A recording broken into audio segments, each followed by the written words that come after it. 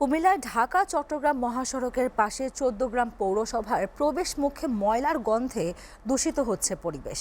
এতে মহাসড়ক দিয়ে চলাচলকারী হাজার হাজার পরিবহনের যাত্রীদের পোহাতে হচ্ছে চরম দুর্ভোগ। এছাড়াও আশপাশের বসবাসরত গ্রামের মানুষজনও দূষিত গন্ধে দুর্বিষহ জীবন কাটাচ্ছেন। এই দুর্ভোগ থেকে রক্ষা পেতে স্থায়ী সমাধান চান মহাসড়কের যাত্রী ও স্থানীয় বাসিন্দারা। ময়লা আবর্জনা মহাসড়কের সৌন্দর্য নষ্ট করছে, বিষয়টি নজরে আছে বলে জানিয়েছেন সড়ক ও জনপথ বিভাগের ঊর্ধ্বতন কর্মকর্তারাও। কুমিল্লা থেকে রফিকুল ইসলামের প্রতিবেদন।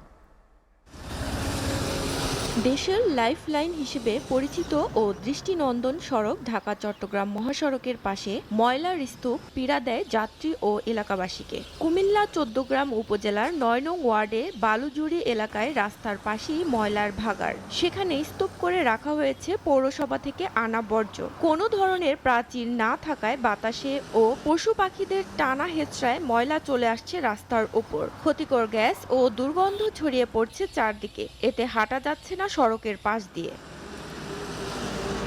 গুরুত্বপূর্ণ এই সড়কে প্রতিদিন হাজার হাজার যানবাহন চলাচল করে। দৃষ্টিনন্দন গাছ ও ফুলের সজ্জিত হওয়ায় সড়কটির সুন্দর দৃশ্য এখানে এসে ম্লান হয়ে পড়ে। যাত্রী ও পথচারী নাক চেপে চলাচল করছেন।